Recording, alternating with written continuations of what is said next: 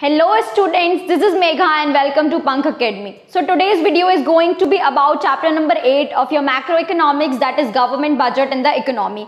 ये chapter हमारे term 1 में आना है. So we have completed money and banking and then we have to cover up government budget. So in this video we are going to cover some definition and basic concepts of government budget. So now let's get into the video.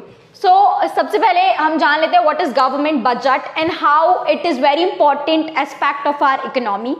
So we all prepare budget when in our families हम सब budget एक prepare करते हैं जहाँ पे हम अपनी income के sources देखते हैं कि हमें कहाँ से कितनी income आ रही है, plus we see what are our expenses and where we are expending more. Okay, so we have two things.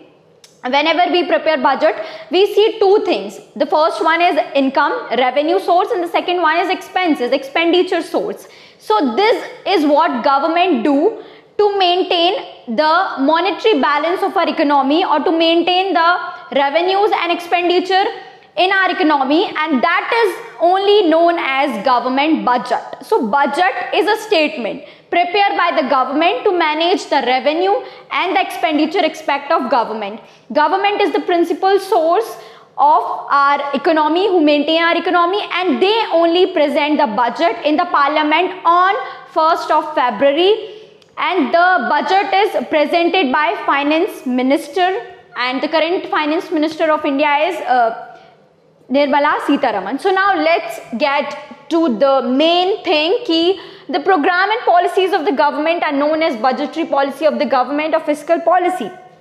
अब हमने देख लिया budget क्या होता है. We have seen what is budget. Now budget includes so many things. So it cover up so many things. So it cover up program and policies of the government. जब government budget show करती है parliament में तो वो अपने आने वाले year के प्रोग्राम्स एंड पॉलिसी भी हमें बताती है that what are the policies and what are the program for the next coming year. तो इन्हीं प्रोग्राम एंड पॉलिसीज को हम बोलते हैं बजटरी पॉलिसी और fiscal policy of the government which maintain all the program and policies of the government for the following year. So that is known as budgetary policy or fiscal policy of the government. Now government expenditure or now government budget has two aspects: revenue aspect and expenditure aspect. Revenue means income, जो जितनी भी income होती है government की अलग अलग sources से, taxes हो गए हमारे, फाइन्स हो गए, फीस हो गए, तो ये सारे गवर्नमेंट के रेवेन्यू एक्सपेक्ट होते हैं, यहाँ से गवर्नमेंट को मनी जनरेट होता है. फिर एक गवर्नमेंट का एक्सपेंडिचर एक्सपेक्ट मतलब गवर्नमेंट के खर्चे, scholarship programs, pension programs, roads, constructions, ये सारे गवर्नमेंट के कुछ एक्सपेंडिचर एस्पेक्ट्स होते हैं. ओके, सो रेवेन्यू साइड में बजटरी पॉलिसी के गवर्नमेंट अपने सारे expected receipts of the government होते हैं, जितने भी गवर्नमेंट के आने वाली इनकम होती है, जो भी जितने भी गवर्नमेंट के इनकम सोर्सेज होते हैं वो हम मेंशन करते हैं रेवेन्यू साइड में. सो expected receipts, income, okay, and on the expenditure side it reveal expected expenditure of the government. जितने भी गवर्नमेंट के खर्चे हैं वो एक्सपेंडिचर साइड में गवर्नमेंट मेंशन करती है. सो अब हम गवर्नमेंट की एक डेफिनेशन देख लेते हैं कि गवर्नमेंट बजट एक स्टेटमेंट होता है जो गवर्नमेंट के एक्सपेक्टेड की आने वाली इनकम, वो गवर्नमेंट देख लेते हैं हमारे ये इनकम सोर्सेज है, यहाँ से इतनी इनकम आएगी, तो expected receipts and expected expenditure, और जितने भी एक्सपेक्टेड एक्सपेंडिचर गवर्नमेंट के होने वाले हैं for the financial year to follow, आने वाले साल के लिए वो पहले से अपने एक्सपेक्टेड रेवेन्यूज बता देगी, पहले से अपने एक्सपेक्टेड आपको एक्सपेंडिचर्स बता देगी. ठीक है, तो इसी स्टेटमेंट को हम बोलते हैं government budget. And also government budget includes all the programs and policies that will induce growth and development in our economy. So government budget is a statement of expected receipts and expected expenditure of the government for the financial year to follow that reveal budgetary policy of the government to achieve the twin objective of growth and stability. To maintain growth and stability in our market, this statement is known as government budget. Now let's see the objectives of government budget. So the first one is GDP growth. GDP growth is very important aspect of government budget. The main and very basic objective for the very basic reason why government prepare budget is GDP growth. Government want GDP growth. So how does government achieve this? By making public investment on infrastructure and by inducing private investment through tax rebates and subsidy. Government GDP growth कैसे achieve करता है? By making public investment and by inducing private investment. The second is balanced regional growth. Now government want that the growth in our economy should be equal, should be balanced in both the area, developed and backward areas. Especially the government priority is backward region. So the government adopt some liberal tax policies and some of the very important programs for backward region to achieve balanced regional growth. जो हमारी government होती है वो ऐसे tax laws रखती है जो backward region को इम्पैक्ट ना करे, प्लस उनके लिए बहुत सारी programs and policies, scholarship programs लेके आती है कि हमारी इकोनॉमी में एक बैलेंस्ड रीजनल ग्रोथ हो एंड इक्वालिटी प्रमोट हो. The third one is allocation of resources. Allocation of resources means distribution of resources. So in market economies, goods commanding higher price attract higher allocation of resources. अब अगर हम market economy की बात करें, ठीक है, तो वहाँ पे सोशल वेलफेयर से कुछ ज़्यादा लेना देना नहीं है. वहाँ पे उनका मेन मोटिव है प्रॉफिट. तो जो गुड्स प्रोड्यूसर को ज़्यादा प्रॉफिट देंगे, ऑब्वियसली प्रोड्यूसर उन गुड्स को प्रोड्यूस करेगा. But in the market economy ऐसा नहीं है. The government focus on welfare and producer अपना प्रॉफिट मैक्सिमाइज करते हैं, है ना. So market economy fail to produce such goods which are essential for collective needs of the society.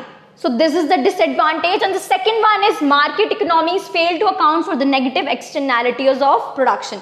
अब हमने चैप्टर 1 में देखा था एक्सटर्नैलिटीज क्या होती हैं, good and bad impact of some economic activity.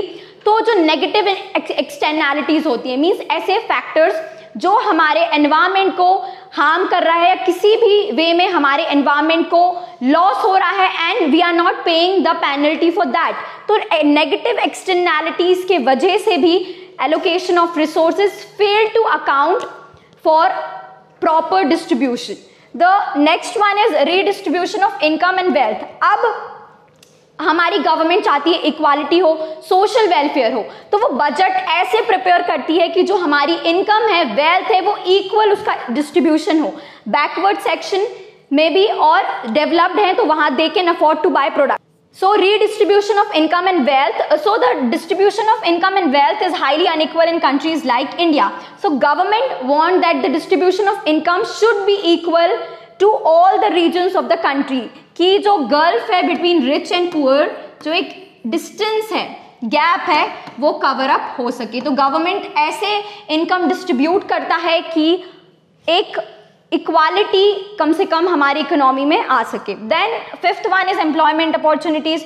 अब बजटरी पॉलिसीज में बहुत सारे ऐसे प्रोग्राम्स एंड पॉलिसीज होते हैं जो एम्प्लॉयमेंट अपॉर्चुनिटीज डेवलप्ड करते हैं अलग अलग सेक्टर से. तो गवर्नमेंट का फोकस एम्प्लॉयमेंट अपॉर्चुनिटीज पर भी होता है कि जो हमारी बजटरी पॉलिसी है वो जनरेशन ऑफ एम्प्लॉयमेंट अपॉर्चुनिटीज पे भी फोकस करती है because it is a very important source of development in our country.